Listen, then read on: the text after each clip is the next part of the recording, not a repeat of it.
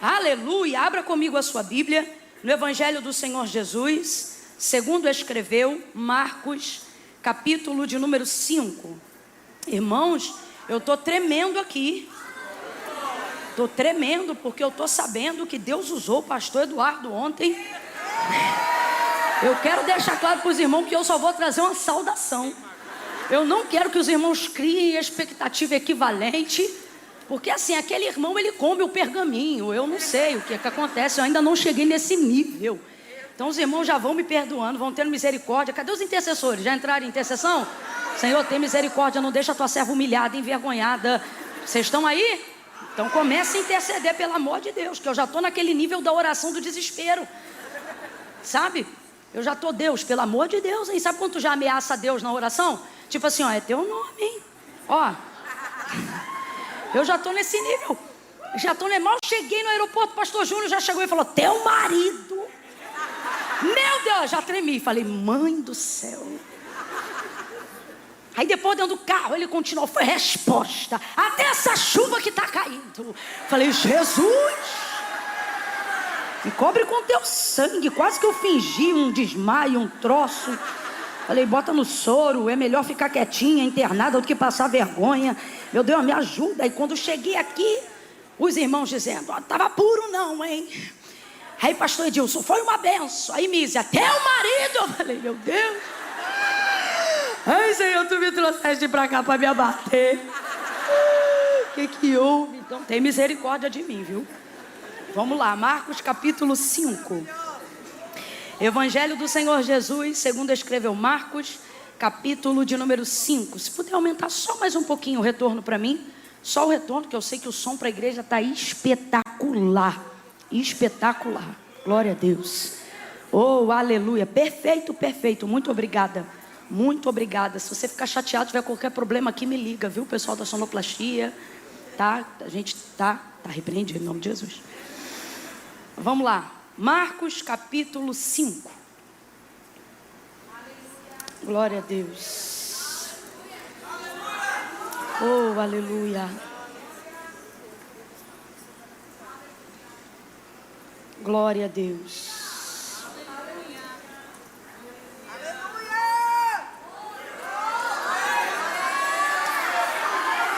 Versículo 25 em diante.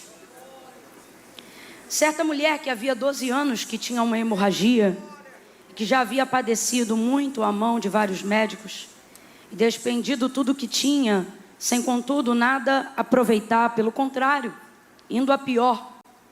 Ouvindo falar de Jesus, veio por detrás, por entre a multidão, e tocou na sua veste, porque ela dizia consigo mesmo, se tão somente eu tocar nas suas vestes, sararei. Imediatamente ao tocar, se lhe estancou a hemorragia e sentiu no seu corpo estar curada do flagelo. Jesus, conhecendo que de si mesmo saíra poder, voltou-se na multidão e perguntou, quem tocou nas minhas vestes? Responderam-lhe os discípulos, vês que a multidão te aperta e dizes, quem me tocou? Porém ele olhava em redor para ver a que isso fizera. Então a mulher, que sabia o que tinha acontecido, temendo e tremendo, aproximou-se, prostrou-se diante dele e lhe declarou toda a verdade. E ele lhe disse, filha, tua fé te salvou. Tua fé te salvou. Filha, tua fé te salvou. Vai em paz e ser curada deste teu mal. Estando ele ainda falando, chegaram alguns da casa do principal da sinagoga, a quem disseram, tua filha está morta, por que incomodas o mestre? Porém Jesus, tendo ouvido essas palavras, disse ao principal da sinagoga, não temas, crê somente. É a segunda oportunidade que eu tenho nesse período de 2 anos, de poder retornar a essa casa. E eu me lembro que na última ocasião eu pude falar bastante sobre Jairo, mas o Senhor ele me deu uma nova perspectiva dentro desse mesmo texto, e hoje o coração se inclinou pelo Espírito Santo, para que nós possamos caminhar nessa direção. Vem algo novo aí. Eu vou contar de 1 a 3, e quando eu disser 3, você vai liberar uma palavra ainda antes de assentar, Uma palavra que determina o rumo profético daquilo que Deus te confiou como verdade para esse ano de 2024. Quando eu disser 3, você vai olhar para quem está ao seu lado e vai dizer para esta pessoa: sustenta a tua fé. Meu Deus! Só isso que você vai dizer. Sustenta a tua fé. Ah, Camila, mas a minha fé não é tão grande. Não importa. Tudo que está para acontecer depende da fé que você aguenta sustentar agora. Tá bom? Então, quando eu disser 3, você vai dizer para quem está ao seu lado. Mas diz daquele jeito. Sabe assim, quando você compra uma coisa que você pensa que não vai dar conta de pagar e tu tem que dobrar o plantão, mas tu paga? É tipo isso. O Senhor está dizendo: sustenta. Sabe quando a gente era criança que botava um pouquinho mais de comida no prato e percebia que não ia aguentar, mas tinha uma mãe, um pai um pouco mais rígido na área da educação, que não aceitava desperdício, principalmente se a família fosse mais pobre. E aí quando você dizia não quero mais, aí a mãe dizia engole.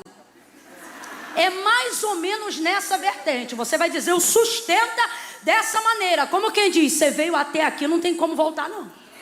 É daqui pra frente. Ah, mas eu acho que eu criei demais. Ah, eu acho que eu projetei. Ah, eu acho que eu fui um pouco mais além do que onde minhas pernas. Exatamente, porque não é sobre pernas, é sobre fé. Foi o próprio Deus que permitiu o cálculo e um pouco mais além. Aí na hora você pensa: ah, eu fiquei emocionado. Eu fiquei emocionado. E o Senhor me trouxe aqui nessa noite para dizer: agora sustenta. Sustenta. Então quando eu disser 3, você vai dizer a quem está do teu lado: sustenta a tua fé. É 1, preparar. É 2, para de dar sorrisinho, que é para ele entender que é coisa séria. 2,5, você vai dizer: sustenta a tua fé. É 1, é 2, é 3, diga! Sustenta a tua fé. Isso, diga glória a Deus. Senta dando aleluia. Aleluia. Vai sentando e vai glorificando. Oh, aleluia, aleluia, aleluia. Glória a Deus, glória a Deus, glória a Deus, glória a Deus. Nós vemos aqui 2 tamanhos de fé, 2 tamanhos de fé, no mesmo texto, no mesmo episódio. Por que não dizer na mesma passada, né? Numa caminhada, 2 episódios que mostram cada um com um tamanho de fé. Camille, fé tem tamanho? Tem. Fé tem tamanho. E como é que a gente sabe que fé tem tamanho? Por causa do resultado daquilo que ela provoca. João, quando tira um tempinho curto para poder falar sobre fé, é como se ele estivesse simulando um diálogo, onde na verdade não é um diálogo, é uma pergunta retórica que ele está fazendo, nos levando a uma reflexão. Como se alguém estivesse perguntando assim para ele, ao perguntar para a gente: mostra-me a tua fé. E aí ele responde dizendo assim: não, vou te mostrar as minhas obras. E aí, vendo as minhas obras, você vai ver o tamanho da minha fé. Ou seja, fé, ela tem dimensões. E a comprovação disso está no resultado daquilo que ela é capaz de provocar de acordo com a sua dimensão. Por isso que de vez em quando algumas coisas Jesus fazia e ele dizia: seja conforme a sua fé. Ou seja, não é conforme eu pedi, não é conforme eu determinei, mas é conforme o plano que você estabeleceu, porque você creu, porque você projetou, porque você veio até aqui. E aí tem até um pouco a ver com aquilo que nós dissemos lá no início, sobre o homem fazer planos e o selo vir da parte de Deus. Por isso que o homem de Deus, a mulher de Deus, ele faz planos e ele consagra isso ao Senhor, para que o Senhor possa confirmar. Não é para o Senhor execrar, não é para o Senhor rasgar o papel, é para ele selar, confirmar, acrescentar nos planos que já foram feitos. Então nesse texto, nós temos basicamente 2 tipos de fé, 2 tamanhos de fé e 2 resultados diferentes. Aparentemente, a fé da mulher do fluxo de sangue é sem dúvida, incontestavelmente, uma das maiores fés apresentadas no Novo Testamento. Por quê? Porque ela inaugura um método novo, algo que ninguém ainda antes dela havia realizado. Havia um testemunho de Jesus. Qual era o testemunho? O que as pessoas ouviam falar sobre Jesus? Elas ouviam dizer que a todos quanto ele tocava, estes eram curados. Então esse era o testemunho de Jesus. A fé vem pelo quê, gente? A fé vem pelo ouvir, e o ouvir da palavra de Deus. Então Jesus é o verbo vivo e a palavra que se dizia sobre ele, o testemunho que se dava dele e que edificava a mulher do fluxo de sangue, que há 12 anos jazia numa hemorragia terrível que trazia sua vida à decadência, não só financeira, mas social, emocional, enfim, uma série de coisas ruins que estão acontecendo ao longo dos anos através da vida, ou melhor, na vida daquela mulher, por causa da hemorragia que ela tinha. Essa mulher vai vir ouvindo falar de Jesus. Isso aqui é uma coisa tão simples, né? A gente sabe que a fé vem pelo ouvir e o ouvir da palavra, pela palavra de Deus. Então a gente sabe qual é o combustível da fé, palavra. Normalmente é a palavra. É a palavra que produz a fé que você precisa. Então quando você diz assim, eu não estou me sentindo com muita fé, na verdade o que está te faltando é palavra. Você precisa se apropriar de palavras, verbalizar palavras. Existem coisas na nossa vida que jamais vão ser resolvidas com a nossa mão, jamais vão ser resolvidas com o nosso pé. Todas as vezes que eu falo isso, eu me lembro de Ezequiel, capítulo de número 37. Quem está acompanhando, diga amém. Amém. Ezequiel, capítulo de número 37, o Senhor leva ele numa visão que retrata a condição de Israel naqueles dias. E o Senhor deixa ele no meio daquele vale que estava cheio de ossos, e os ossos estavam como? Sequíssimos. E dentro daquele retrato, o Senhor não diz para ele, arruma, mete a sua mão. Não, o Senhor pergunta para ele, filho do homem, poderão viver esses ossos? Ele diz, Senhor Deus Jeová, tu sabes. O que ele está dizendo? Desse vale eu não sei nada, mas do Senhor eu sei o suficiente. Suficiente para quê? Para saber que tu fazes o que tu queres. Aí ele disse, então profetiza, filho do homem. E ao contrário do que a gente pensa, quando lê rapidamente, Ezequiel não começou a profetizar não. Quando ele diz, então profetiza, filho do homem, ele ficou caladinho. Foi o Senhor que começou a falar para ele o que ele tinha que falar. Porque profeta de verdade não inventa nada, só repete o que já foi dito. E é isso que Ezequiel vai fazer, ele fica caladinho esperando Deus dar a direção. Aí ele diz assim, filho do homem, profetiza assim, ossos secos, ouçam a palavra do Senhor. Aí ele repetia, ossos secos, ouçam a palavra do Senhor. E tudo que Deus falava, Ezequiel repetia. Tudo que Deus falava, Ezequiel repetia. Agora vem comigo só por um instante. Estamos falando sobre desenvolver fé pela palavra de Deus. O único método de produzir uma fé verdadeira, transformadora, poderosa e genuína. Agora, veja, se ele está num vale, não é num oásis, é num vale. Num vale, ou seja, escuro, porque o vale é profundo, né? Ele não está cercado de árvores. O texto diz que ele está cercado de ossos. Imagina, crânio para um lado, fêmur para o outro. É uma visão terrível. Se a gente for produzir ou imaginar o tipo de sentimento que aquela visão está provocando em Ezequiel, a única coisa que a gente vai poder visualizar é a sensação de medo. Eu não vejo aqui um ímpeto profético. Não, o cara foi pego a frio numa visão. Tanto é que o texto é claro, me pegou e me tomou. Ou seja, eu não fui porque quis. Quando eu vi, eu estava lá. O texto diz assim, e me deixou lá. Daqui a pouco ele se viu, abre aspas, presencialmente sozinho. Porque primeiro ele vê uma mão que pega ele, mas depois a mão que pegou ele, leva ele e deixa ele lá, não está mais com ele lá. O que prova para nós uma outra coisa, e tem tudo a ver com fé desenvolvida pela palavra. A questão presencial não é o mais importante para desenvolver uma fé genuína. Pelo contrário, às vezes, Deus demonstra uma aparente ausência física de mover para que a fé genuína possa aparecer. Como assim, Camila? Enquanto você vê mão de Deus te movendo, você não exercita a fé da mesma maneira. É quando o mover da mão de Deus se ausenta que você começa a ficar atento de verdade ao que ele está falando. Agora veja, o que levantou os ossos no meio do vale foi a mão de Deus? Não, foi a capacidade que Ezequiel tinha de ouvir aquilo que Deus estava falando. Então, de vez em quando pode te faltar a mão que move aonde você gostaria. Agora, nada disso impede a realização do milagre. Por quê? Porque não é sobre mão, não é sobre pernas, é sobre ouvir a voz que fala com você. É sobre a palavra. Completa aí para mim, por favor. É sobre a... Então ele não está vendo mais a mão que o tomou. Ele está cercado de um vale.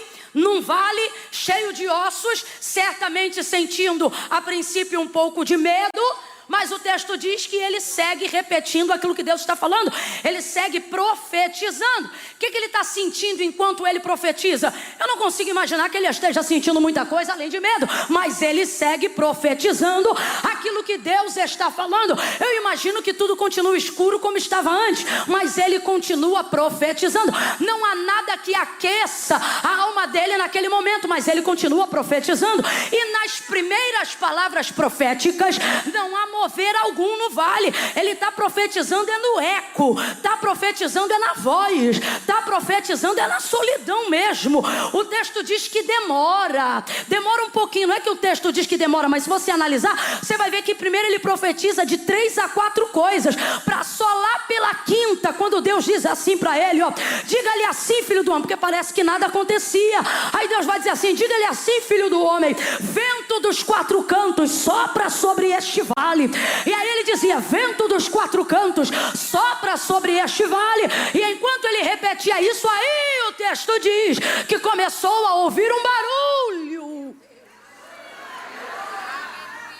Então veja como desenvolvimento de fé não tem associação alguma com sentimento, mas com a capacidade que você tem de reproduzir repetidamente uma palavra que você recebeu, mesmo quando aparentemente toda a realidade parece paralisada diante do que você está profetizando. É exatamente isso que está acontecendo no vale. Quem está entendendo, diga amém. Mas ele segue profetizando. É assim que nós desenvolvemos a fé. Você vê o marido ficando cada vez mais viciado, e quanto mais viciado ele fica, mais você repete, esse aí vai ser pastor, esse aí vai ser obreiro, esse aí vai ser um homem de Deus. E você vai vendo por um tempo a paralisia, o contraste entre a realidade e a fala. Mas o que é fé? Fé não é a capacidade que eu tenho de sentir, fé é a capacidade que eu tenho de profetizar o que eu sei, mesmo quando eu não estou sentindo nada. Se Ezequiel, imagino eu, fosse dar voz ao que ele sentia antes de haver um mover naquele vale, certamente ele daria voz ao seu medo. Nós somos muito rápidos em dar voz ao nosso medo, mas somos vagarosos em dar voz à nossa fé. Sentimos-nos constrangidos em falar do que ninguém acredita, em falar do que não combina com a realidade, em falar do que Deus falou sobre nós, em repetir o que Deus disse a nós. Ficamos com medo de sermos taxados de louco, ficamos com medo de parecer que aquilo que estamos falando não vai acontecer. Só que o compromisso daquilo que Deus entrega não é com quem recebe, é com Ele que promete. E aí a gente acaba não verbalizando aquilo que Deus falou. Mas Ezequiel verbaliza. Eu tenho para mim que quando ele viu cada osso se juntar ao seu osso, o medo que estava antes ficou até maior. Porque quando Deus começa a mover e você percebe aonde você está, às vezes quando o milagre começa, o medo aumenta. Só que o texto diz que ele continuava profetizando. Agora vamos supor que Deus tivesse feito isso de uma outra maneira, só por um instante, acompanhe o raciocínio. Imagine que Deus tivesse pego o mapa do esqueleto humano e tivesse dado a Ezequiel. E tivesse dito assim, Ezequiel, é assim que se constrói, ó. O fêmur, a bacia na espinha, espinha nisso, crânio, coloca assim, desce dessa maneira. Se ele tivesse um mapa do esqueleto humano e com as mãos, sem precisar dizer nenhuma palavra, ele pudesse unir cada osso ao seu osso, ele também seria capaz de fazer essa obra. Mas ela não seria tão perfeita por 2 motivos. Primeiro, ele jamais saberia se o osso do fêmur que ele está colando na bacia é o osso da mesma pessoa. Segunda coisa, imagine o tempo. Eu quero que você diga após mim, diga tempo.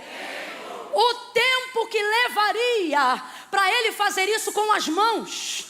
Mas às vezes nós queremos usar o tempo da revelação profética para fazer com as mãos o que não temos coragem de fazer com a voz, o que não temos coragem de fazer com a língua, o que não temos coragem de fazer com a boca. E gastamos anos da nossa vida, fazendo com a mão, na força do braço, na força dos pés, na força do dinheiro, na força da influência, tornando físico aquilo que Deus deixou claro na visão.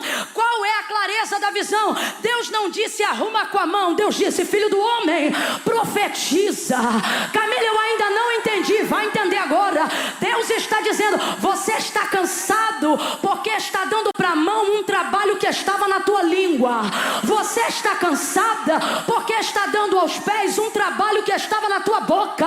Camila, eu ainda não entendi, vai entender. Deus está dizendo, o lugar que eu te coloquei agora não se faz obra com a mão, é com a boca. Abre a tua boca e profetiza. Ezequiel profetizava, ele dava voz ao que Deus falava. Agora eu te pergunto, se é Deus que está falando, por que quando Deus fala a Ezequiel, o vale não se arruma?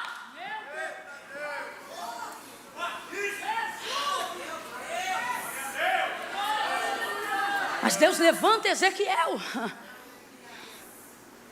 Deus levanta Ezequiel para que o que tem que acontecer seja feito por intermédio dele, mas passe por ele, por Ezequiel. Escute isso aqui.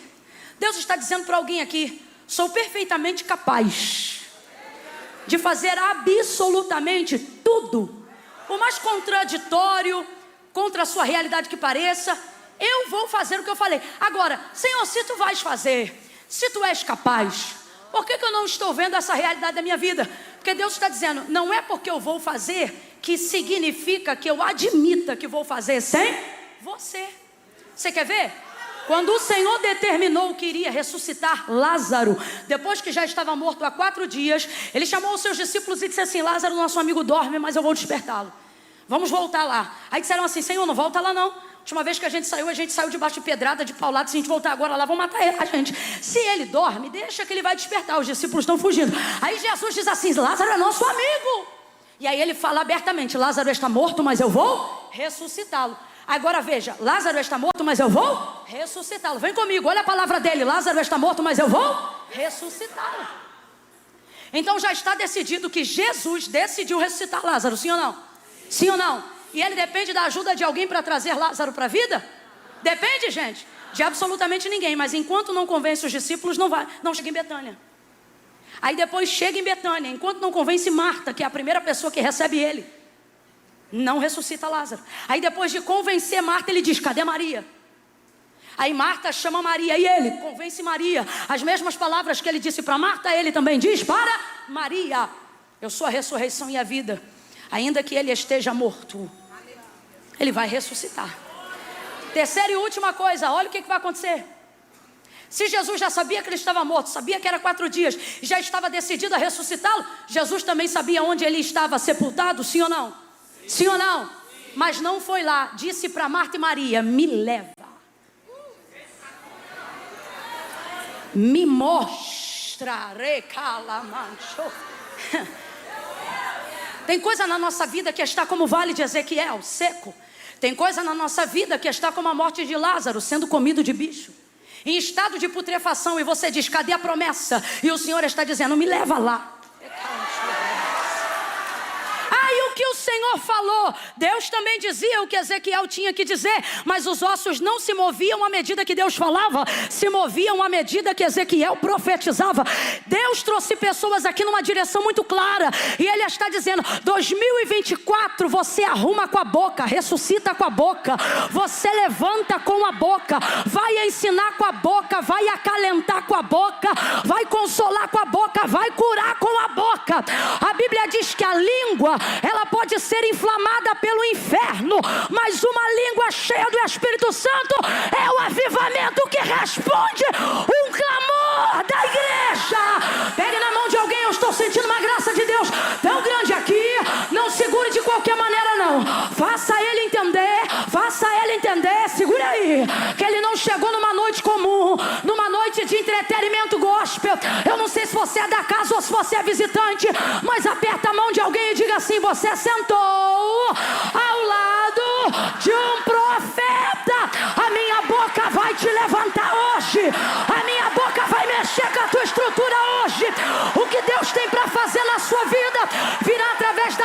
capacidade que você tem de verbalizar o que já ouviu. Vou falar como Deus está mandando. Por que não verbalizas o que ouve? O que o diabo fala, você repete. A fofoca que te contaram, você repassa. Mas a profecia que você ouviu, você vive calado. Remaia canchobria sai. Telebe de ramaia súria. Quando está triste, fala que está triste. Quando está com medo, fala que está com medo. Mas por que não anda naquela casa liberando a palavra? Por que não entra nesse ônibus e vai trabalhar liberando a palavra? Por que não entra em territórios geográficos que Deus já te deu, tomando posse na palavra? A mulher do fluxo de sangue tem um nível de fé. E ela mostra pra gente qual é a receita. Ela deixa claro pra gente qual é a receita. Ela desenvolveu essa fé, não foi do nada não. Olha pro teu irmão e diz, não é do nada não. Não é do nada não. O texto é claro. O texto é claro. Ó, 12 anos, hemorrágica, padecendo na mão de vários médicos, despendido tudo que tinha, sem aproveitar nada. Pelo contrário, indo a pior. Porém, ouvindo falar. Sua boca reproduz aquilo que você dá crédito ao ouvir. Isso que sua boca tem que reproduzir. A pergunta é, por que estás dando crédito a palavras desgraçadas? Reproduzindo maldições. Ao invés de verbalizar e de liberar a palavra que Deus te entregou. Essa mulher ouvindo falar de Jesus. A fé que ela desenvolveu não foi do nada. Foi uma fé baseada naquilo que ela... Eu sempre digo isso. Melhore o que você ouve e você vai melhorar o que você fala.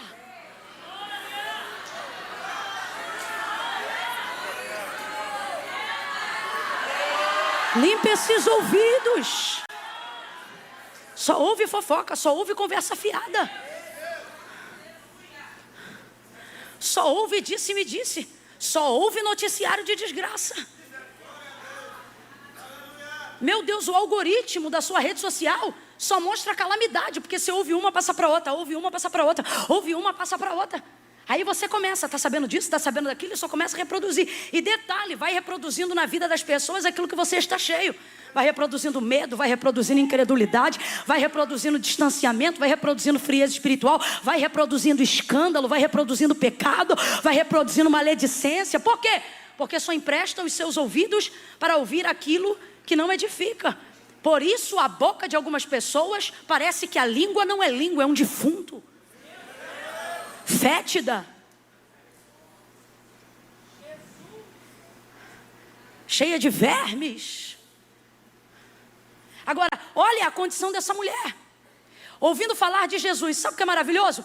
Ela dava mais atenção ao que Jesus fazia do que a como ele fazia. Por que as pessoas não alcançaram o nível de fé da mulher do fluxo de sangue? Porque elas davam mais atenção a como ele fazia do que ao que ele fazia. Quando você dá mais atenção a como ele faz, ao invés do que aquilo que ele faz, você se torna um reprodutor de ideias que alguém já teve. E qual é o problema? O problema de comparar ideias e métodos é que normalmente o que serviu para o outro não tem garantia de que servirá para mim, por um único motivo, porque a vida de ninguém é igual. A vida de ninguém é igual. Então qual é a fé que não dá certo? Uma fé que se compara. Uma fé que dá mais atenção ao como Jesus faz do que ao que ele faz.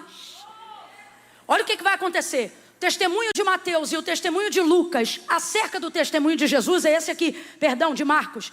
O testemunho é esse aqui, ó. A todos quanto ele tocava, estes eram curados.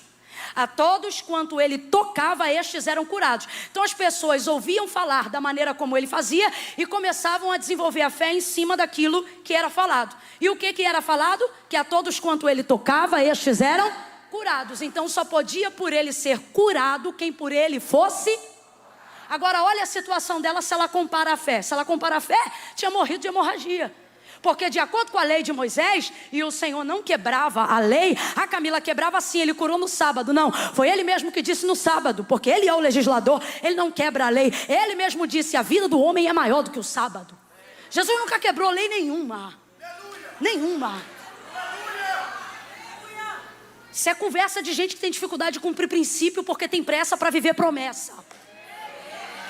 Essa mulher sabia que ele era o filho do Deus vivo. Ela reconhecia a sua autoridade e sabia que ele não iria descumprir a lei de Moisés. Até porque ela retratava o desejo de Deus. E segunda coisa, quando Jesus veio no seu primeiro sermão, ele disse, não cuideis que vim trazer a paz, eu vim trazer a espada. Sabe o que ele está dizendo? Eu não sou um abolidor dos princípios, eu sou aquele que abre caminho para motivar você a fazer da maneira correta.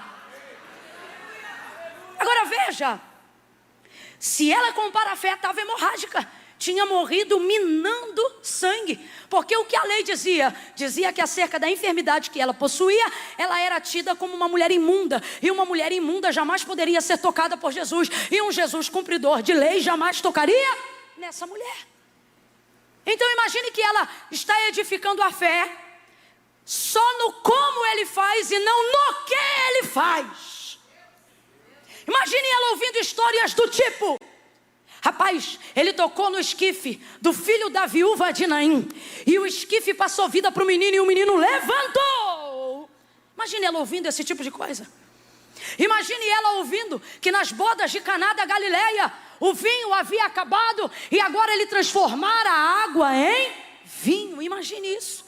Então ela está vendo que ele tem poder. Agora, se ela só se submete a dar atenção ao como e não ao que ele faz, do mesmo jeito que ela cria, ela desistia. Por isso que tem gente que do mesmo jeito que produz a fé, perde. Porque você vê o que faz e se anima, mas vê como ele fez e desanima. Por quê? Porque se compara. Porque diz, mas também ela ora a beça. Mas também ele jejua muito. Mas também ela tem oportunidades que eu não tive. Mas também ele teve portas pelas quais eu não passei. Então Jesus está dizendo, eu te animo no que eu faço, mas tu te desanimas quando ouve como eu faço. E por quê? Porque você se compara. Se ela fosse se comparar, olha o que ela tinha ouvido.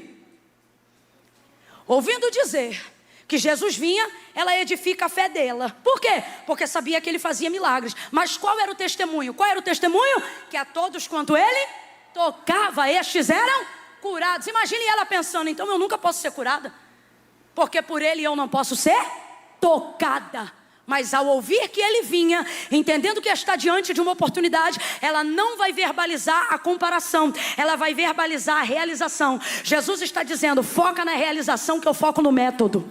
Foca na realização que eu foco no como. Foca no final que eu crio a ponte no meio. Alguém está entendendo o que Jesus está falando aqui?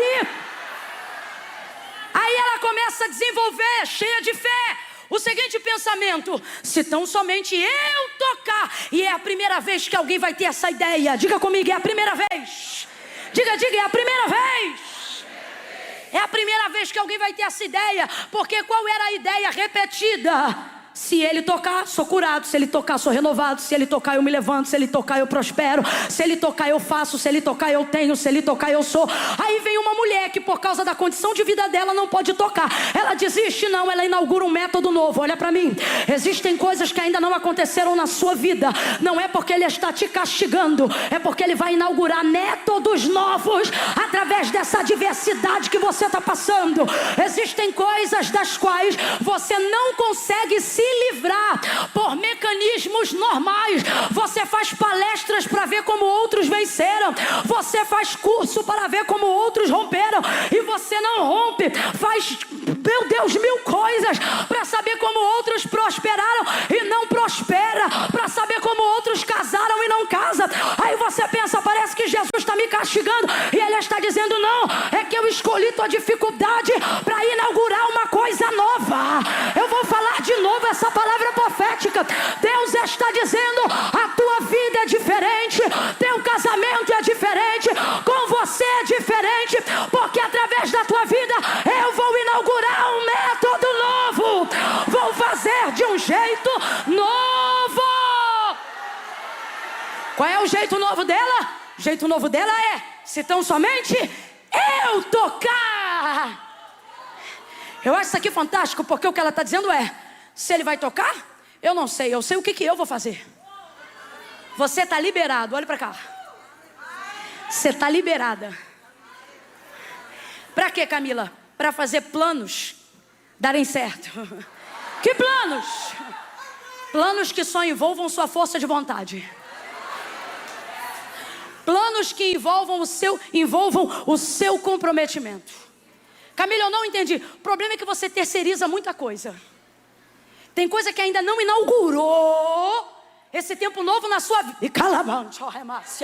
Porque você vive terceirizando ideias, trabalhos, profissionais, intercessões, campanhas. Quando chegar alguém que me ajude, quando chegar alguém que cante, quando chegar alguém que toque, quando chegar outro que consiga ficar na empresa no meu lugar, eu vou conseguir ir na ceia. Quando eu conseguir alguém que faça isso por mim, aquilo. Quando eu conseguir alguém que ganhe isso ou aquilo por mim. Quando eu conseguir um sócio, quando eu conseguir um parceiro, quando eu conseguir a liberação do empréstimo do governo, quando eu conseguir assim, quando eu conseguir assado. E o Senhor está dizendo: por isso teus planos naufragaram em 2023.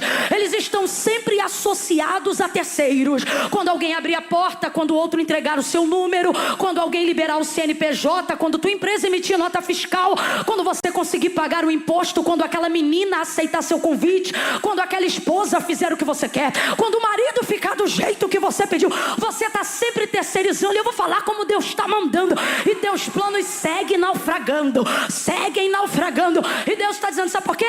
Tu sempre dizes quando o outro fizer, quando o outro entrar, quando o outro der, quando o outro tomar. Deus está dizendo: nesse ano, diga: quando eu fizer, quando eu pisar, quando eu entrar, quando eu falar, quando eu assinar. Levante a tua mão aí agora. Levante a tua mão e diga: Deus. Isso aqui é para quem quer compromisso. Quem não quer, não repita. Diga: Deus, esse ano eu não vou esperar ninguém. Eu vou fazer com o que eu tenho, entrar com o que eu tenho, pagar com o que eu posso, orar com o que eu sei.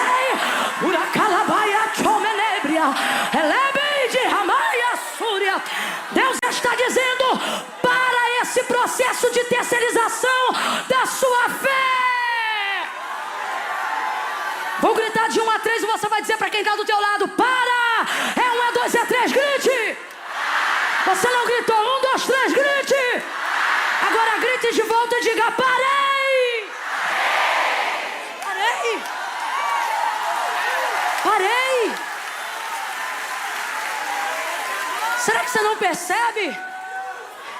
Porque de um tempo para cá, solitude se tornou uma coisa indispensável no seu ministério.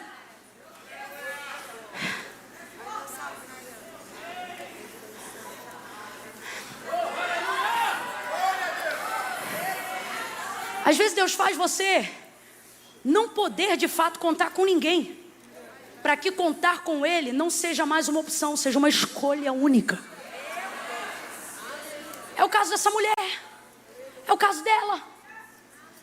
Aí ela, aqui ela, ó: se tão somente eu tocar, se tão somente eu tocar, eu vou lá, eu vou andar, eu vou romper, eu vou tocar. Plano simples, plano. Larga de ser maluco, larga de ser doida. Não está conseguindo fazer o devocional na hora certa e quer fazer a campanha, o voto. Deus está dizendo: faz um negócio simples, mas faça.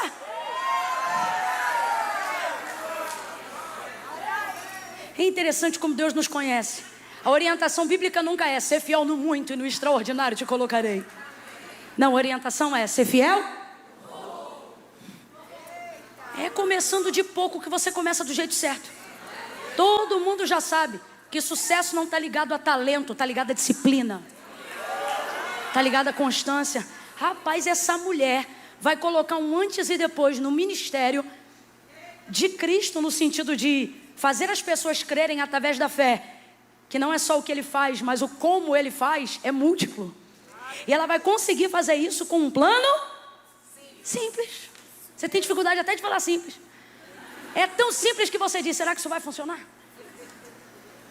Camila, 15 minutos de oração todo dia no mesmo lugar, será que vai funcionar? Rapaz, 15 minutos de oração todo dia no mesmo lugar, 1 ano. Esquece, você vai voar. Você vai voar, meu filho. Deus está dando uma direção clara. Alguém chegou hoje aqui e falou, Deus, fala comigo.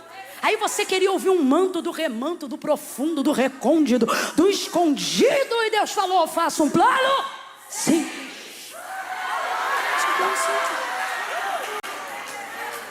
Aí o plano dela, e se eu tocar? Se eu tocar? Então, quer saber? Eu vou tocar e eu vou ser curada. E essa mulher, meu irmão, ela bagaça com a gente. Quem me conhece já sabe que ela é uma das minhas personagens favoritas. Eu tenho que pregar sobre ela pelo menos 250 vezes no ano. Essa mulher, ela rompe a multidão, estende o braço, toca na orla das vestes de Jesus. O texto diz que imediatamente ela foi curada, porque imediatamente dele saiu virtude, poder. Poder, saiu. Preste atenção, ele não deu. Que fé é essa? Que fé é essa que não pede? Que fé é essa que vai lá e toma? Não, meu Deus. Se a sua mente buga que nem a minha, olha para quem está do teu lado e pergunta, que fé é essa? Que fé é essa que não pede, minha irmã? Que fé é essa que vai lá e pega? Que fé é essa? Que fé é essa que faz uma mulher fraca, anêmica, ser a pessoa de maior autoridade no meio de uma multidão? Por quê? Porque ali está todo mundo esperando ser tocado. Ela vai lá e diz, vou pegar. Mano, ela pega e leva. Não, esquece. Esquece. Ela chega, toca, pega e leva. Rapaz, a coisa é tão forte que se Jesus não para e diz, alguém me tocou, ela ia embora e não tinha nem obrigada. Olha o texto. Pegou e levou, tá indo embora. Rapaz, ela tá indo embora. Pegou e, levou, veio de um jeito, voltou de outro. Tá indo embora. É Jesus que para. Jesus para e diz, quem me tocou? Aí os discípulos, mestre, a multidão te aperta, tu dizes, quem me tocou? Aí ele diz, sim, porque de mim saiu. Rapaz, isso parece até assalto. Ô Jesus andando, daqui a pouco ele sentiu que foi tirado dele. Foi tomado. Para o trio. Para a caravana. E os discípulos vão embora. E Jairo, vem comigo. E Jairo roendo as unhas, porque ele tem pressa. Porque a fé dele não é como a dela. A fé dele, não o critique, porque antes da mensagem terminar, eu vou te mostrar que a tua fé é mais a de Jairo do que a dela. Vou te provar isso. Então pensa 2 vezes antes de pensar mal dele. Jairo já desesperado, porque qual era a fé dele? Do testemunho. A todos quanto ele serão curados. Quando ele foi lá procurar Jesus, o que ele disse? Rogo-te que entres em minha casa e que imponhas as mãos sobre a minha filha, para que tocando-lhe ela sare e viva. Então qual é a fé de Jairo? A fé do testemunho. Só pode ser curado quem por ele é. É a fé dele. É a fé dele. E a dela? A dela não pode ser a dele. Porque ele pode levar Jesus para casa e falar, toca nela. Mas essa mulher não pode ser tocada por ele. Você está entendendo? Fé não se compara. Se vive.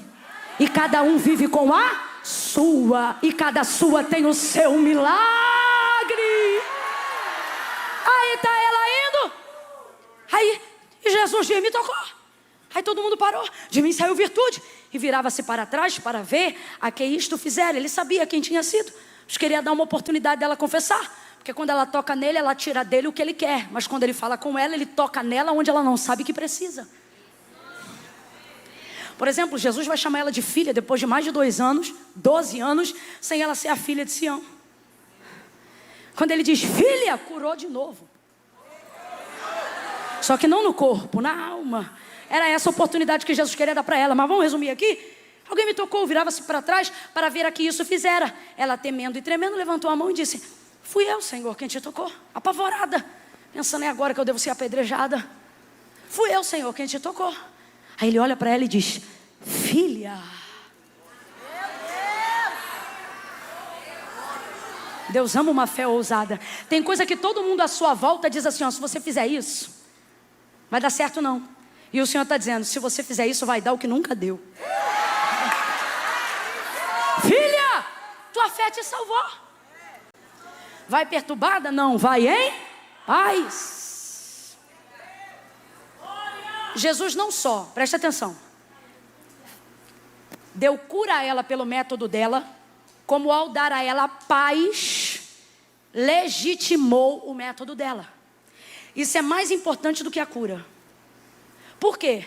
Porque às vezes a gente alcança o que quer por meios pelos quais Deus não aprova. Então mesmo que depois você tenha o que queria, você fica perturbado por saber se o adquiriu com a aprovação de Deus. Ela não. Ela saiu dali, como disse Jesus, em paz. Porque ele legitimou o método dela, aprovando a sua fé, dizendo, filha, tua fé aqui é o método. O que você fez te fez alcançar a cura que você desejava. Vai em paz, ser livre desse teu mal. Que fé é essa? A fé que vai lá e pega. Fé que, depois em casa, medita um pouquinho mais devagar no texto. Ela não pediu nada e levou tudo. A gente pede tudo.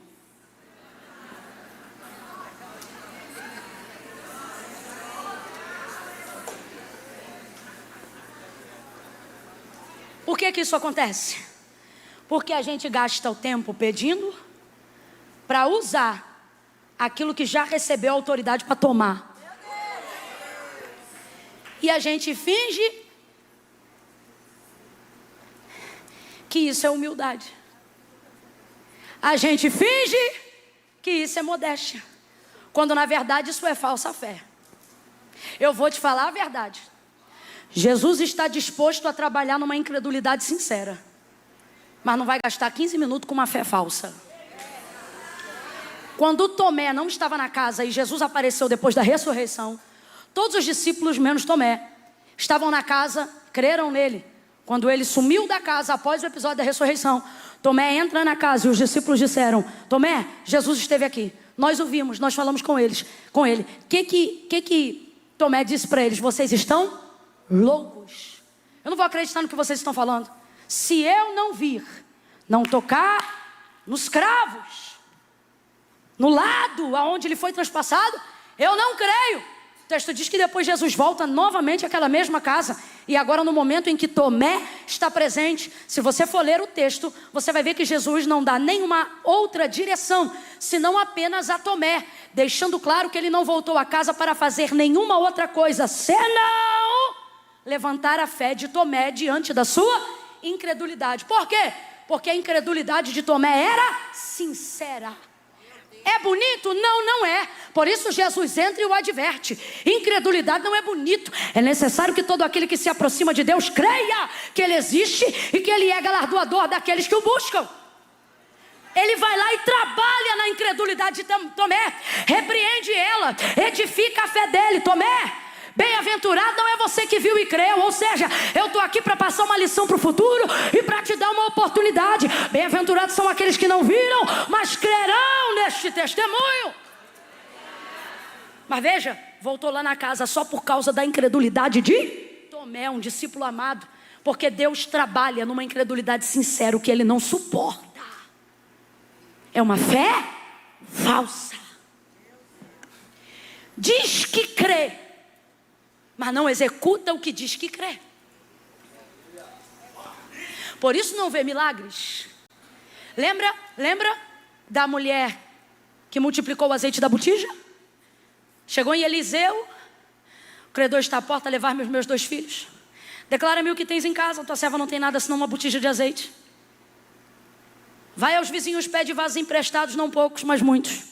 Coloca eles dentro do quarto, fecha a porta por detrás de ti e os teus filhos. Pega o azeite da botija e derrama sobre os vasos. Ele deu a ela uma palavra. Olhe para mim e complete, por favor. Ele deu a ela uma. Deu a ela uma? A palavra que ele deu para ela foi de execução.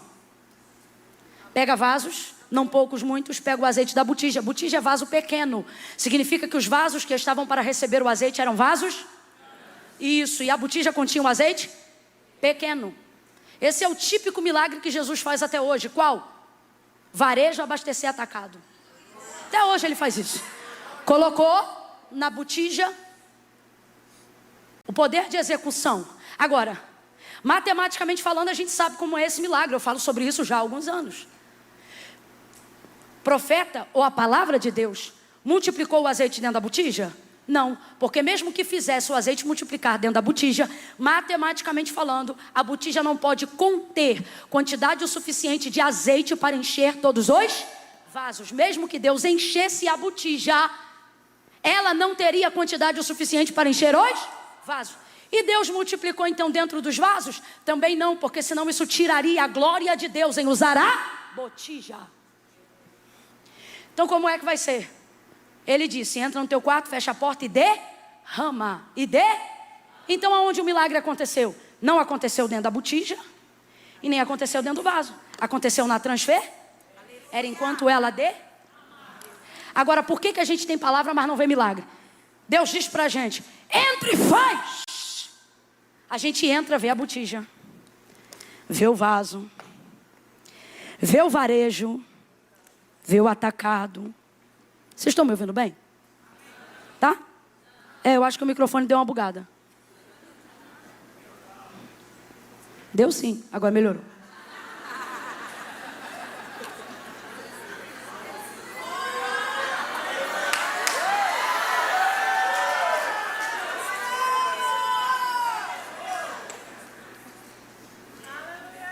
Quando a gente vê que a botija só tem um pouco, vê que o vaso é maior, a palavra é, vai lá e derrama. Deus diz com a gente direto, vai lá e bota o pé, vai lá e faz, vai lá e profetiza. Aí a gente vai motivada. Aí vê os vasos, você não pode dar tempo, palavra profética tem que ser cumprida na hora. Eu aprendi aqui com esse pastor, que obediência tardia é desobediência. Aí você chega no quarto, vê o vaso, vê a botija. Aí aqui o crente, o profeta, olha a mulher de Deus que está debaixo de uma palavra, olha o homem de Deus que recebeu uma direção. Ele vê a botija, vê o vaso, e vê os vasos, e vê a botija, e o credor. E ele começa, Senhor meu Deus e meu Pai, estou aqui na tua presença. Eu quero te entregar essa botija nas tuas mãos, porque eu creio que tu tem poder, meu Deus. Crê nada, mentiroso, incrédulo.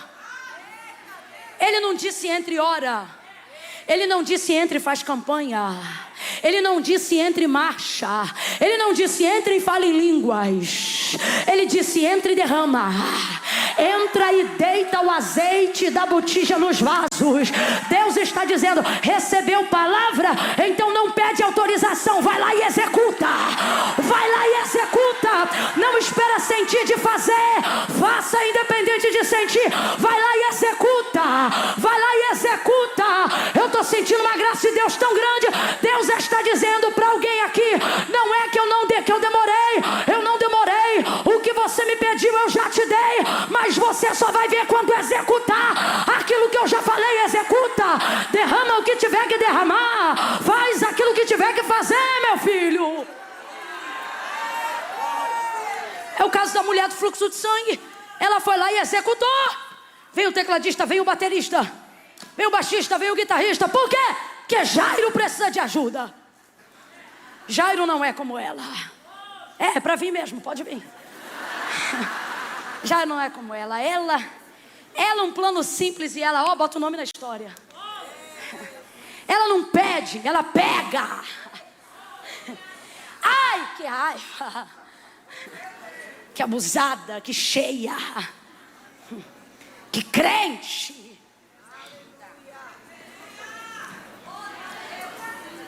Eu não tive o privilégio de nascer num lar cristão. Então, logo nos meus primeiros passos da fé, eu precisei aprender doutrinas básicas do Evangelho. a fim de fazer aquilo criar dentro de mim raiz, para que eu nascesse de novo da água e do Espírito, como se nunca tivesse vivido fora do Evangelho. Nascer de novo. Isso não foi do dia para a noite, quando eu voltei das águas batismais. As águas batismais apenas inauguraram e legitimaram esse processo.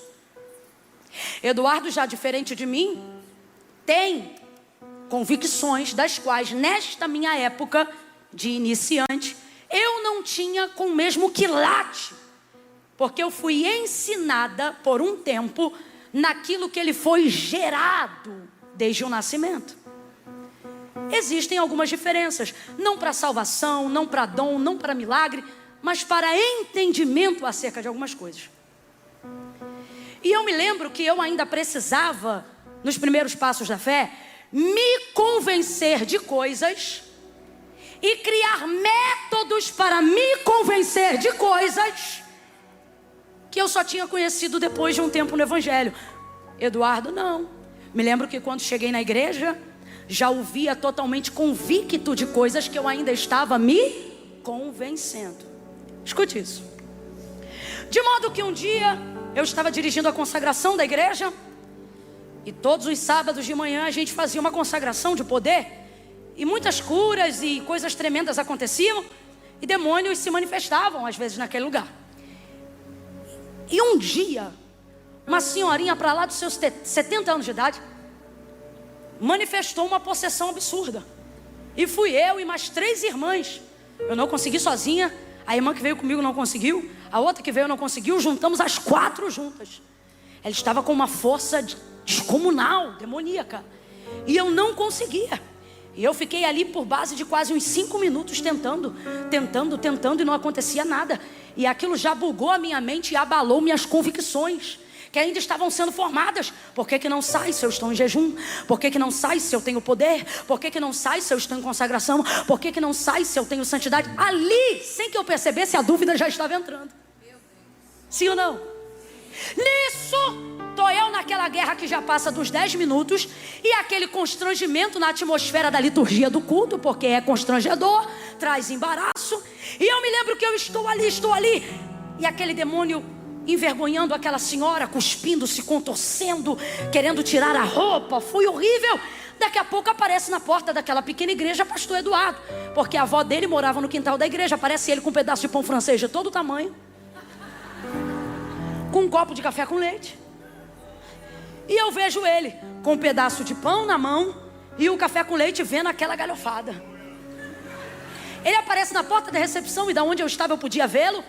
E ele aparece e ele fica olhando, aí me olhando da porta que dava para a rua. Ele mastiga o pão,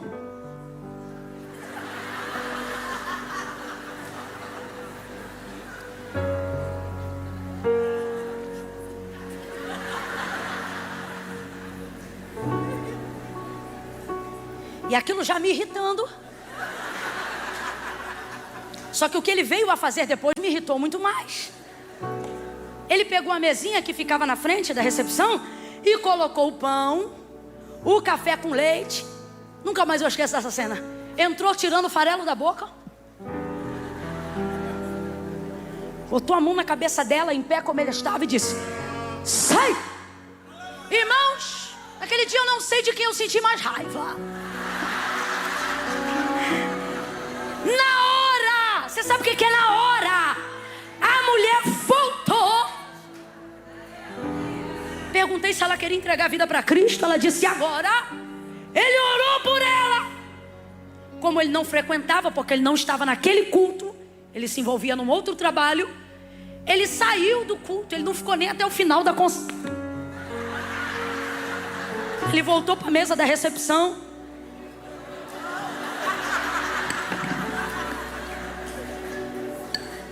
Quem quase ficou fui eu. Eu disse: ah, demônio nojento. Ah, marido crente, irritante. Tirou na hora, nunca mais eu esqueci. Hoje eu entendo que eu ainda estava aprendendo convicções das quais ele foi gerado, e não havia dúvida. O que eu estou querendo dizer? Métodos são importantes, mas fé é mais importante do que tudo. essa mulher tem um método absurdo de maravilhoso. Ela inaugura um novo tempo, isso é extraordinário, e por isso falamos dela com alegria. Mas Jairo já parece um pouco mais conosco. Jairo, ele está no testemunho que ele ouviu. Jairo não é um homem de muita fé, ele é um homem de fé o bastante. Fé o suficiente para o que ele precisa.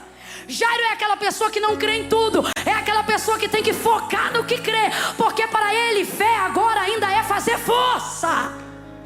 E tem um tempo da nossa vida que não dá para crer em tudo, porque a gente ainda está sendo gerado em fé. Agora vem comigo e imagina a cena: Jairo agendando um milagre.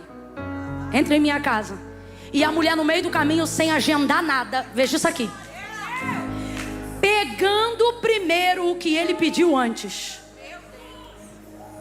Por quê? Ora, qual foi o pedido dele? Rogo-te que entres em minha casa, que impõe a mão sobre a minha filha para que ela sare e viva. Então, quando Jairo foi buscar Jesus, a filha dele ainda estava como? Enferma, doente. Então o que ele foi buscar? Diga, cura. O que ele foi buscar? Do que ele precisava? O que ele foi pedir? Mas quem recebeu cura na frente dele? Hã? Mas quem pediu primeiro? É complicado quando você vê pessoas que chegaram depois receberem na sua frente o que você pediu primeiro. Não é fácil não. Se a gente for falar a grosso modo, foi basicamente o que aconteceu. Ela também precisava, mas ele pediu primeiro. Ele buscou primeiro. Ele desceu primeiro. Sim ou não, gente? Sim ou não, meu povo? Foca aí, foca.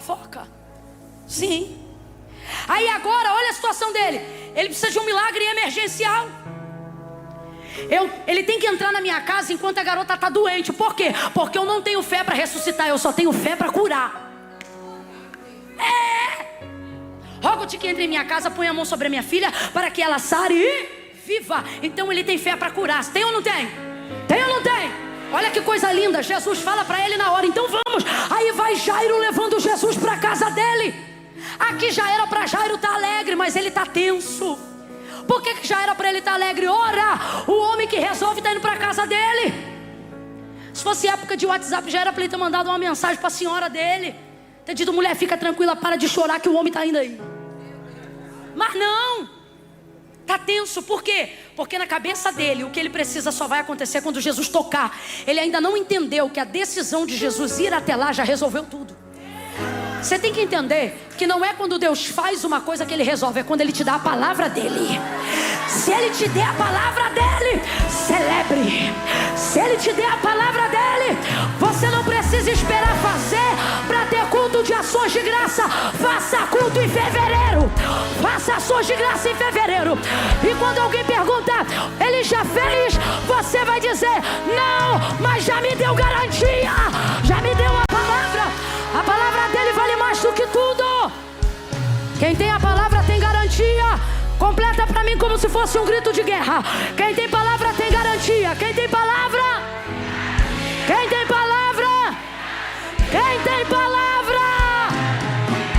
É garantido.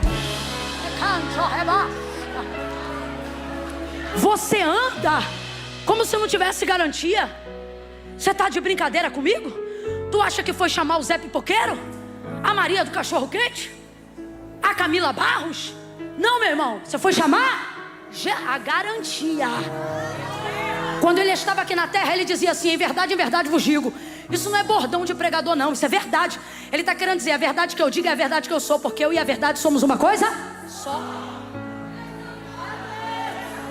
Então para Jesus uma coisa está feita não quando você vê ele fazer, mas quando ele te deu a palavra dele. Considere feito. Mas Jairo volta como? Tenso, porque ele ainda não entendeu que a palavra de Jesus e a obra dele é uma coisa só.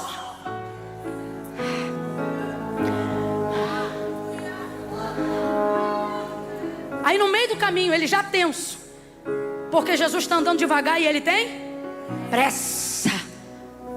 Ele vê a mulher recebendo na frente dele o que ele pediu antes. Você tem duas opções aqui nessa noite. Ou você fica indignado e perde tudo, ou você começa a pensar por uma nova perspectiva. Quando você vê pessoas que chegaram depois de você receberem primeiro coisas que você pediu antes delas, não fique com inveja. Entenda, se Deus está permitindo isso no seu caminho, é porque Ele quer desenvolver em você um nível de fé para fazer na sua casa algo maior. Vamos analisar o texto friamente, sem emoção, friamente. Ele foi pedir para Jesus curar. Só que no meio do caminho, o que ia acontecer com a menina? Ela ia o quê? Jesus já sabia disso, sim ou não? E a fé de Jairo era a fé para curar ou para ressuscitar? E fé para curar é a mesma para ressuscitar? Não vem de emoção, não. Vem na razão.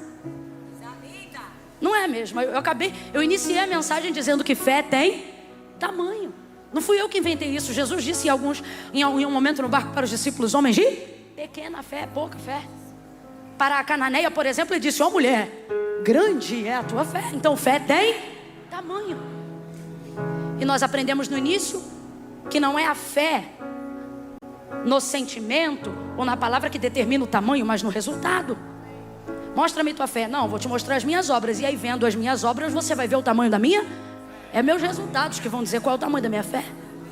Então olha aqui, Jairo tem uma fé que se Jesus botar a mão na filha dele, a menina que está enferma vai ser curada. Só que Jesus sabe que a fé toda que ele tem é isso. Ele não tem mais fé do que isso. Tanto é que o apelo dele: vá na minha casa antes dela morrer. Eu quero que ela sare antes que... Porque se morrer ele não pensava que nada mais podia ser feito, ok? Então Jesus sabe que toda a fé de Jairo está concentrada na cura, porque não há fé nele para a ressurreição. Só que Jesus sabe, enquanto eu estiver caminhando para fazer o que ele me pediu, a coisa vai piorar e a menina vai vir a falecer. Agora, Jesus desanima ele e diz assim: Jairo, tua fé não é o suficiente não, porque no meio do caminho a menina vai morrer. Não, a fé que Jairo tinha foi o suficiente para fazer Jesus ir para lá, mesmo consciente do que ia acontecer no meio do caminho.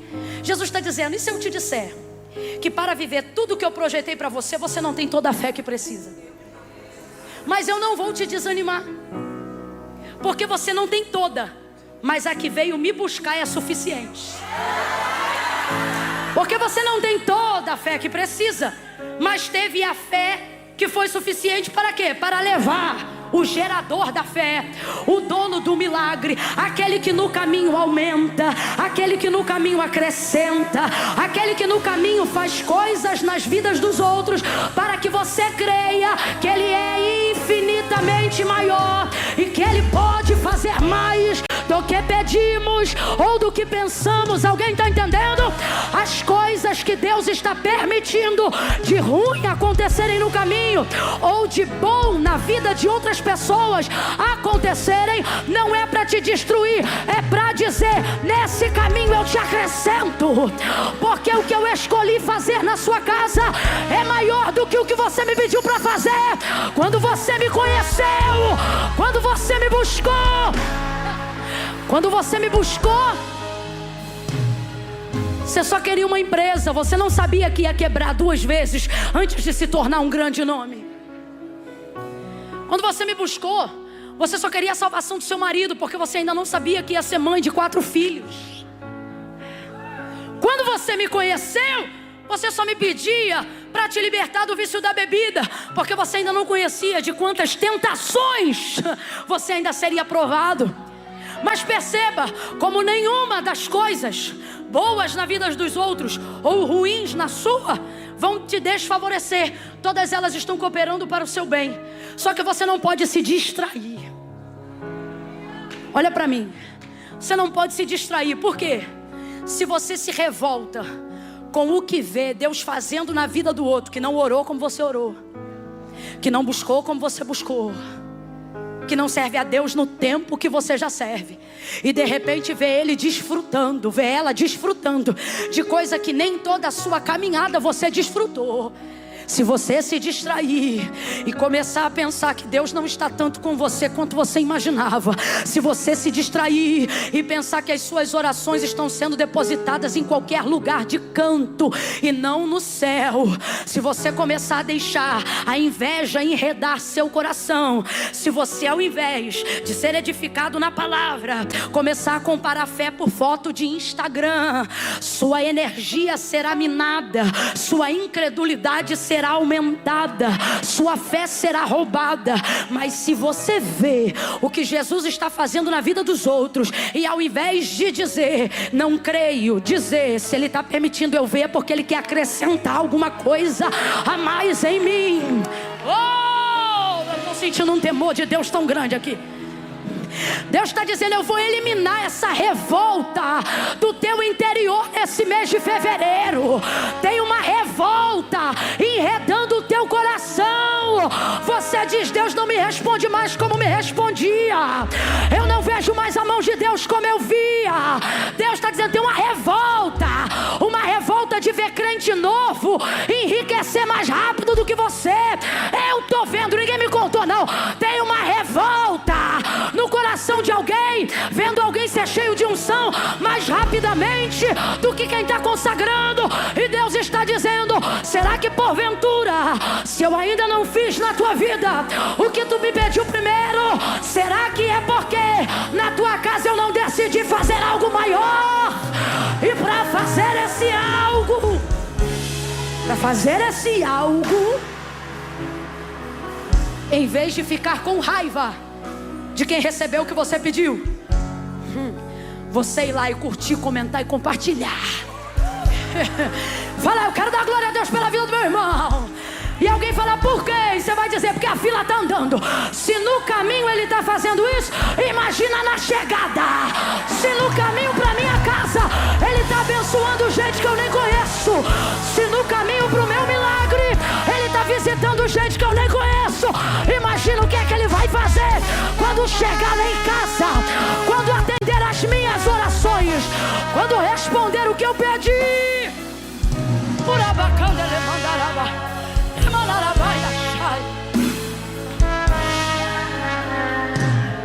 Olha para o teu irmão e diz: estou orando, estou pedindo, e é para minha casa que eu chamei. Fala assim, ó: a multidão apertou ele no caminho da minha casa. A mulher do fluxo conheceu ele no caminho do meu endereço. Olha para quem está do teu lado e diz assim: você pode ficar com raiva, ou você pode dizer: sou uma bênção. Eu sou uma bênção antes do milagre. Eu sou uma bênção antes do resultado. Eu sou uma bênção. Eu sou uma bênção. Através da minha vida, através do que eu pedi, através do que eu orei, através da minha intercessão, através da minha pouca fé, outras pessoas vão alcançar aquilo que eu pedi. Eu sou uma bênção, sou uma bênção. Eu sou uma bênção, sou uma bênção. Não sou invejoso, sou uma bênção. Não sou ganancioso, eu sou uma bênção. Sou uma bênção. Sou uma bênção. Abra a tua boca e diga: eu sou uma bênção. Sou uma bênção para os meus amigos, para minha família, para os meus vizinhos. Eu sou uma bênção. Eu sou uma bênção. Eu sou uma bênção. Sou uma bênção. Eu ainda não recebi o que eu fui buscar, mas na minha busca, o que teve gente que já recebeu, vou repetir. Porque se vocês não gravarem nada do que eu disse hoje, gravar isso vai ser o suficiente.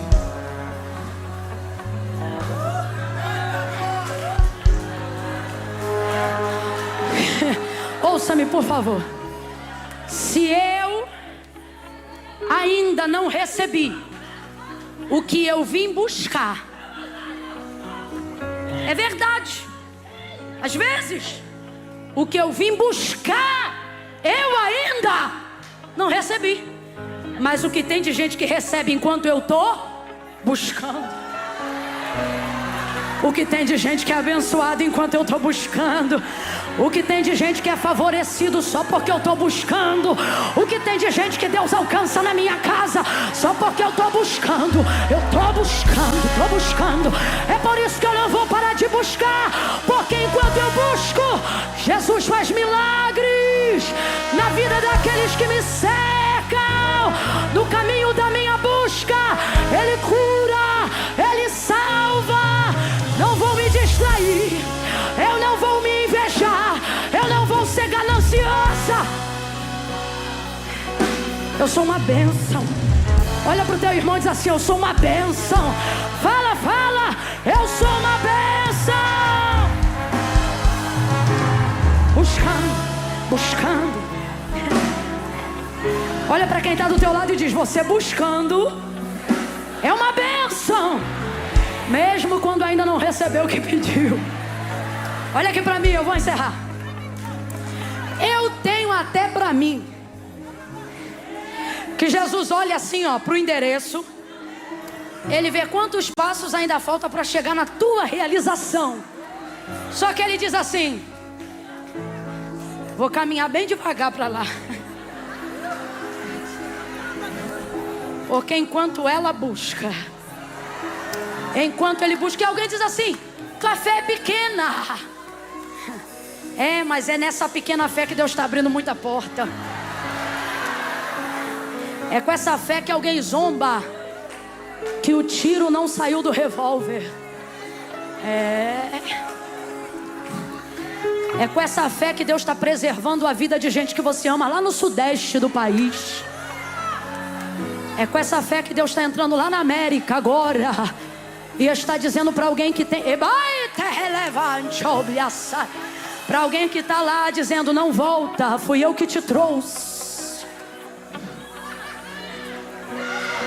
Aí olha o que vai acontecer. Nesse momento, minha gente, que ele vê a mulher sendo abençoada, é na mesma hora, não é coincidência não. Isso é batalha, É na mesma hora que vem o pessoal da casa dele. A Bíblia diz, sabe o quê? Que a vitória que vence o mundo é a nossa fé. Então olha para mim. O mundo, o sistema nunca vai cooperar com aquilo que derrota ele. O que derrota ele? Sua. Então ele nunca vai liberar palavras que geram um fracasso dele. O sistema vai unir tudo que ele pode para te desanimar definitivamente, para fazer chegar de uma vez só uma chuva de informações desanimadora. Enquanto ele vê a mulher sendo curada e Jesus abençoando, parando a caminhada, o pessoal chega da casa dele na mesma hora e diz assim: Jairo, não importune mais o mestre. Muita gente vai considerar a importunação sua adoração. Não é só com Jairo. Lembra da cananeia? Filho de Davi, tem compaixão de mim, que minha filha está miseravelmente endemoniada. Jesus não lhe respondia palavra alguma. Aí os discípulos diziam assim: despede-a, pois vem gritando. A mulher estava adorando. Só que por fazer isso alto, incomodava os discípulos. Você já percebeu como quem se incomoda com a sua busca normalmente não pode fazer nada por você? As pessoas que se incomodam com teu jejum, teu dízimo, tuas ofertas, teus votos, tua presença na casa de Deus. Ai, mas tá indo muito pro culto. Ai, mas tá... Normalmente elas não podem fazer nada por você. Chegaram para Jairo: porque tu importunas? Chega de incomodar. Rapaz, para você é um incômodo, porque talvez você veja em mim uma perseverança que não vem em você. Para você talvez seja um incômodo, porque talvez você veja em mim a coragem que você não vê em você. Para você o timbre da minha voz talvez seja irritante, talvez porque não haja em você a mesma efusão que há em mim. E eu te respeito, ok? Só não diga que o que representa para você é a mesma coisa que representa para Jesus. Porque para você é um incômodo, mas para Ele é a minha busca. Para Ele é a minha devoção. Para Ele é a minha fé. Não incomode mais o mestre. Eles diziam para Jairo: a menina já morreu. Aí Jairo ouve aquilo. Eu tenho para mim que o mundo dele caiu aquela hora. Abalou todas as suas estruturas. Me lembro de Paulo escrevendo aos Coríntios: abatidos, mas não destruídos. Ele fica em silêncio. Quando tua boca não puder reproduzir a palavra que Deus te deu, feche ela. Se você não tiver naquele momento condições de profetizar, de liberar uma palavra que combina com o que Deus te disse, não precisa mentir, mas não diga na cálice. Cálice. Jairo não falou nada, mas Jesus falou. Cálice que eu falarei, cálice e eu te animarei. Diga para a sua desesperança que o dono da sua esperança não se ausentou. Eu tenho visto o que você tem visto e tenho ouvido o que tem te falado, mas eu estou aqui, eu estou aqui. Aí nessa hora você pensa assim: Camila, e o que Jesus disse a eles, aos homens que trouxeram as más notícias a Jairo? Para eles Jesus não disse, porque Jesus não fala com quem não busca. A palavra de Jesus é para quem... Talvez você está aqui, está dizendo: Jesus, visita lá fulana, fala com ela o que tu tem falado comigo. Visita lá o ciclano, faz ele ver o que o Senhor me mostrou. E o Senhor está dizendo: com eles eu não falo nada, mas com você, fique em mim, porque vou eu te animar por esses dias. Eu vou te renovar por esses dias. Eu vou te levantar por esses dias. Jesus não fala nada com eles, mas ele vira para Jairo e diz: Jairo, não temas, apenas creia. O que ele está dizendo? Filho, não precisa ter a fé da ressurreição toda não. Só sustenta aquela que você trouxe quando me conheceu. Como quem diz assim, ó: segura essa que o resto eu faço. Você de fato não tem toda a fé que pensa que poderia ter, mas Jesus está dizendo: se tiver fé para me levar onde você quer, eu faço o resto. Ele está dizendo para alguém: eu faço o resto. O que você não faz, eu faço o resto. Jairo, não temas, crê somente. Vou contar de 1 a 3 e você vai dizer para o teu irmão: sustenta a tua fé, amém? Porque o não temas, crê somente é Jesus dizendo para ele: Jairo, sustenta. Mas a menina morreu, sustenta. Mas aquela porta que eu pensei que ia abrir, fechou, sustenta.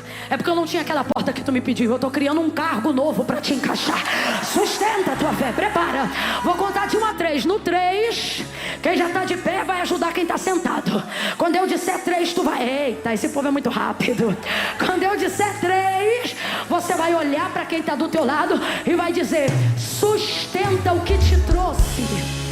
Sustenta o que te trouxe. Por que, Camila? Porque o que você não tem, Ele vai levar para a tua casa. Quando eu disser 3, você vai dizer: sustenta. É 1, é 2. Levanta a mão mais alto que você puder. 2,5, prepara aí. 2,5, levanta as mãos. Quando eu disser 3, filho, impõe a mão sobre o ombro do vizinho. Deixa ele sentir o peso dos teus braços. No 3 você vai sacudir e dizer: sustenta. É 1, é 2, abaixa a mão. Sustenta, diga 3. Sustenta, sustenta. Ele escolheu tua casa para viver milagres maiores, para viver coisas maiores. Sustenta. Sustenta, sustenta,